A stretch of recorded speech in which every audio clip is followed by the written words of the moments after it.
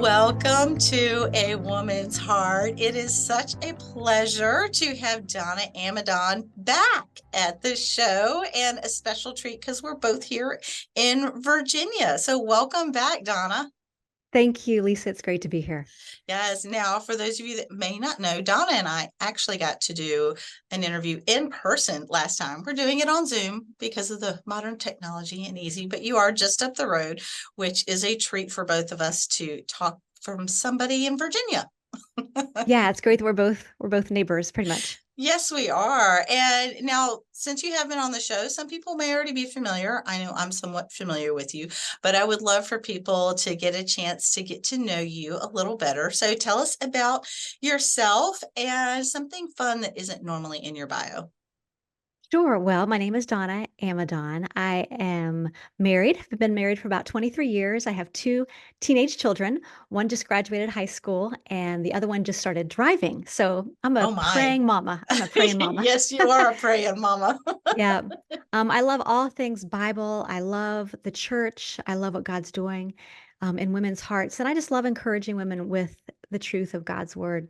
Mhm. As far as something that is not normally in my bio, I don't know if it's kind of a big part of my life, but I am a musician and have played the piano for about 40 years. That was my major in music. I Wow. taught piano for 20 years. And so if there are any piano teachers listening out there, I love you and you're amazing. And it's I just a lot of crazy stories, a lot of crazy kids coming through doing funny things, playing hide and seek. I'll leave the room. They'll be under the piano or under a couch. I mean, just you never know what you're going to get. But a big part of my life is music, and I sometimes don't include that in my bio, but it's kind of a neat aspect on the side. Yeah, yeah. Well, I knew you played from reading through the book, and you had a story in there where you were playing the piano for a choir for a short stint. You mentioned that in the book Oh, that we're going to yes. be talking about. So I knew you were capable of playing the piano, but I didn't realize that you'd kept it up and we're still very good at it because if you've still been playing for 40 years, you're way ahead of me. I took piano years ago, but I still only have a couple of songs I can play because I don't do it every day.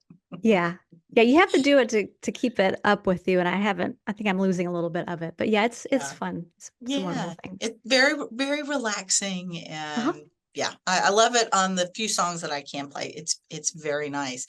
That's neat. Now, yeah, and you've been on before, but Yes. now we're bringing it back because you have a new Bible study that's coming out, Tracing His Promises, and there's definitely a lot behind that. This did not just come about quickly. This has been simmering for a while, and so tell us a little bit about the story behind the book. Sure. Well, it is. It's a long story, but that's how things work. I believe in the kingdom a little slower than we'd like. But it was actually 14 years ago, I think is when it all started. I was invited to be a part of an ornament exchange with some other young moms in my hometown. And normally I would have said, no way, I am not going to make anything because I might be able to play the piano, but I'm not crafty. But for some reason, I just said yes. And so I was tasked with making 25 little scrolls that represented Josiah and the story of Josiah in the Old Testament. And so it Okay. was kind of like a cookie exchange. You know if you've been to it, a cookie exchange, Hmm. everyone brings a certain amount and then you come back home and you have this assortment. Well, that's the Yes. way this ornament exchange went. And so all the women, the 25 women, we all brought a certain ornament in. And when we walked out, we had 25 different Christmas ornaments. And these ornaments were associated with the stories that you often see with Advent. And so they were Okay. Old Testament stories primarily that told about the birth of Jesus, the promise of Jesus spoken in the Old Testament. Hmm. And I remember coming home that afternoon and opening up that shoebox and starting to look through those ornaments. Now, I was in seminary at the time. And so I mean, of course I had head knowledge, but to actually see these little ornaments and the powerful things they represented. I remember picking up Shadrach, Meshach, and Abednego and seeing that fourth figure in the fire, knowing that that was what many believe is the pre-incarnate Christ. And I remember Hmm. seeing the Passover lamb, which tells and foretells the story of Jesus and his sacrifice like nothing else, and Noah's Ark and creation and all these things. And I just knew at that moment I had something very special in my hands. And so that fall, or excuse me, that Christmas, we began using these ornaments as part of our Christmas tradition. at our house. And so though the kids were very little, we just every day of December, starting December 1st, we'd add one Christmas ornament to the tree and tell our kids about these Old Testament stories that point to Jesus. Well, fast forward 7 years, and I'm leading a very small Bible study at my church, and I'm praying about what do I teach the women this fall?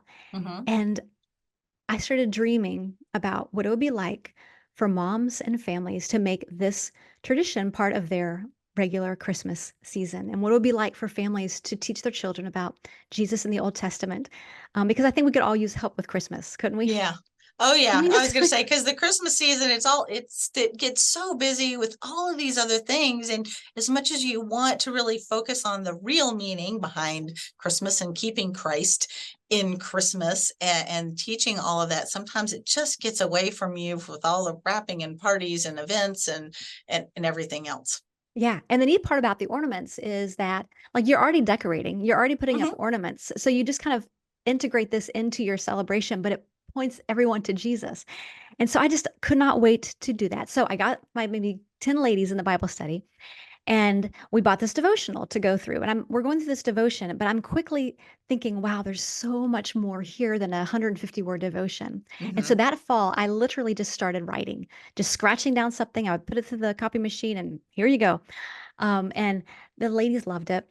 They started inviting their moms, their sisters. Within a couple years, we had about 100 ladies do this study. And Wow. I mean, just beautiful. And so I knew at that point that this study needed to be beyond the walls of our church and into the world. Mhm. And so I started the long process of what it is to be published. And if anyone's published book traditionally or an indie author, it is just give them a hug because Yes. it's no small Yes. task. So I did that, submitted it. They liked it as a Bible study, the publisher, but they actually wanted it written as a book. So Okay. it is actually a book, and we can talk about that more later. It's more of a Yeah. hybrid, but yeah, that's what it became. And so that's what's coming out. Okay, very good. Well, and I love the idea of going through, because so many of Advent things do focus on the gospel and the story, just the nativity story. And I did like how you went throughout the Old Testament to bring up things. And there were some things I was like, I'm certainly not the best. It's like the more you learn, the more you know you don't know. Exactly. And stuff. There were still some things in there. I was like, oh wow, like Josiah. I had no idea that he'd actually been prophesied about himself. And